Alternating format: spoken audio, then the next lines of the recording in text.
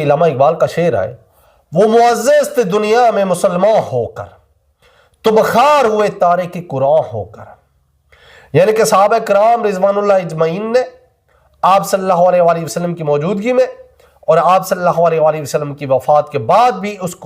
قرآن کی تعلیمات پر پیرامل ہوئے، وہ معزز بھی رہے، وہ خلیفہ بھی بنے، ان کا اقتدار بھی مضبوط تھا۔ لیکن اے امت مسلمہ، تمہارے پاس قرآن بھی موجود ہے، تمہارے پاس احادیث بھی موجود ہے، تمہارے پاس صحابہ کرام رضوان اللہ اجمعین نے جو زندگی گزاری ہے ان کا طریقہ بھی موجود ہے، لیکن پھر بھی تم خوار ہو، تم ذلیل ہو، تم ذلت کا شکار ہو، تم پر زوال ہے۔ امت مسلمہ کے زوال پر اگر غور کیا جائے تو اس میں جو سر فہرست یہ سبب نظر آئے گا کہ انہوں نے اللہ کے قرآن کی تعلیمات کو فراموش کر دیا، اور اس کے اندر جو انقلابی دعوت آئی ہے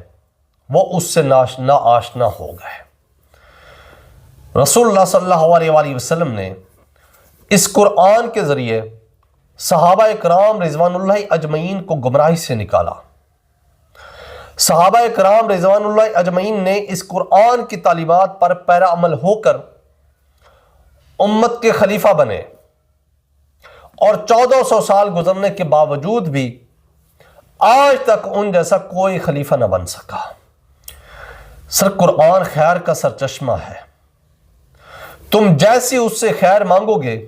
وہ تمہیں دے گا، لیکن اگر اس کی اپوزٹ تم قرآن سے جن بھوت کا بھگانا، کھانسی بخار کا علاج، مقدمے کی کامیابی، نوکری کا حصول، مردوں کو بخشوانا، یہ چھوٹی چھوٹی بے حقیقت چیزیں مانگو گے تو وہ بھی تمہیں دے گا، لیکن اگر تم قرآن سے دنیا کی بادشاہی مانگو گے، اگر تم قرآن سے اس دنیا کے اوپر اللہ کا جو قانون قدرت قانون ہے وہ تم اس پر نچھاور کرنا چاہو گے، وہ تم اس پر لاگو کرنا چاہو گے، تو قرآن وہ بھی تمہیں دے گا۔ اب یہ تمہارے ظرف کی بات ہے، چاہو تو سمندر سے 2 بوندیں مانگ لو، ورنہ سمندر تو پورے کا پورا دریا دینے کے لیے بھی تیار ہے۔ قرآن کے ذریعے کافروں کو دعوت دینا، مسلمانوں کو دعوت دینا، یہ سب سے بڑا جہادوں میں جہاد ہے۔ وہ ہے سورہ الفرقان کی آیت نمبر 52، فَلَا تُؤْتِئِ الْكَافِرِينَ، پس نہ اطاعت کرو، نہ کہنا مانو، نہ بات مانو کافروں کی، وَجَاهِدْهُمْ بِهِ جِهَادًا كَبِيرًا، اور اس کتاب کے ساتھ، اس قرآن کے ساتھ جہاد کرو جو سب سے بڑا جہاد ہے۔ کیونکہ انسان جب قرآن کی تعلیمات کے ساتھ، قرآن کی گفتگو کے ساتھ تعلیم دیتا ہے، عقیدہ بتاتا ہے، تو آگے والے کئی مسلمان، کئی کافر، ان کے دلوں پر ایسی ضرب لگتی ہے کہ وہ کہتے ہیں کہ یہ قرآن کی جو آیت آپ لوگ سنا رہے ہیں یہ گستاخی کر رہے ہیں، نعوذ باللہ۔ دیکھ لیں آپ ہمارے مسلمان بھائیوں کو، دیکھ لیں فرقہ پرستوں کو، کہ اگر ہم غیب کے بارے میں کوئی آیت سنائیں تو وہ کہتے ہیں یہ گستاخی کر رہے ہیں، ہم رسول اللہ صلی اللہ علیہ وآلہ وسلم کے نفع نقصان کے بارے میں آیت سنائیں تو یہ کہتے ہیں گستاخی کر رہے ہیں، ہم آدم علیہ السلام کا قصہ سنائیں تو کہتے ہیں یہ گستاخی کر رہے ہیں، اور ان کے تو مولوی حضرات کہتے ہیں کہ جو آدم علیہ السلام کا قصہ سنائے گا حرام حرام حرام ہے۔ یہ ہیں تعلیمات ان کی۔ اس لیے قرآن کے ذریعے تعلیم دینا سب سے بڑا جہاد کرنا ہے۔ اس لیے کافر کہتے تھے رسول اللہ صلی اللہ علیہ وآلہ وسلم کو کہ اس قرآن کو بدل ڈالو، یا پھر اس قرآن کے ذریعے، اس قرآن کے بدلے میں کوئی اور قرآن لے کر آؤ، کیونکہ انہیں جو ان کے اندر حقیقتیں تھی، جو ان کے اندر اللہ تعالیٰ نے باتیں بیان کی ہیں، وہ ان کو ہضم نہیں ہو رہی تھی۔ اس سے پہلے جو امتیں گزری ہیں انہیں بھی کچھ کتابیں، صحائف، احکامات نازل ہوئے ہیں، لیکن انہوں نے پیروی نہیں کی۔ تو اللہ تعالیٰ نے فرمایا کہ اگر تم لاڈلی امت ہونے کا فخر کرتے ہو، کہ تم کہتے ہو کہ ہم اللہ کی لاڈلی امت ہے، تو پھر بھی اگر تم نے اللہ کے احکام کی نافرمانی کی تو تمہیں میرے غضب سے کوئی نہیں بچا سکے گا۔ اس لیے قرآن میں آیا اللہ تعالیٰ نے اپنی لاڈلی جو امت تھی بنی اسرائیل کی، اس کے بارے میں اللہ نے فرمایا کہ اگر بنی اسرائیل تورات اور انجیل کی پیروی کرتے، اس کے احکام پر پیرامل ہوتے، انبیاء کو قتل نہ کرتے، تو میں انہیں سر کے اوپر سے اور ان کے پاؤں کے نیچے سے بھی انہیں رزق دیتا اور کبھی رزق ختم نہ ہوتا۔ لیکن جب انہوں نے انبیاء کو قتل کیا، اللہ کے احکام جو قانون تھے، جو دین تھا، جو کتابیں نازل ہوئی تھی، ان کی نافرمانی کی، ان کو پس پشت ڈال دیا اور دین میں تحریفات کی، دین کو بدل ڈالا، اپنی نفسانی خواہشات، جو ان کے علماء تھے، جو ان کے مفتی تھے،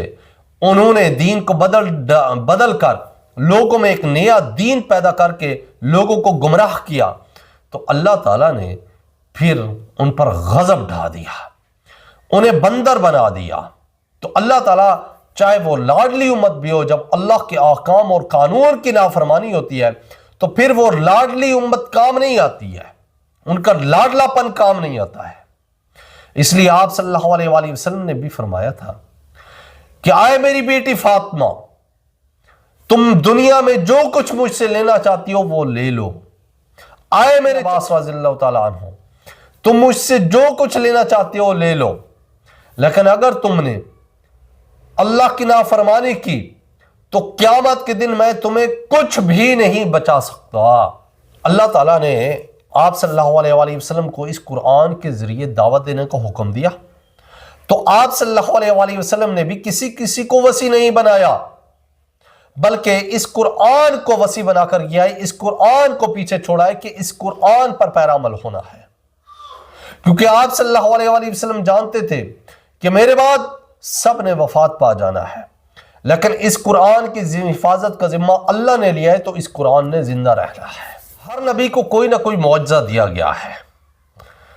اور آپ صلی اللہ علیہ وآلہ وسلم کو جو معجزہ دیا گیا وہ قیامت تک محفوظ ہے، اور اسی کی وجہ سے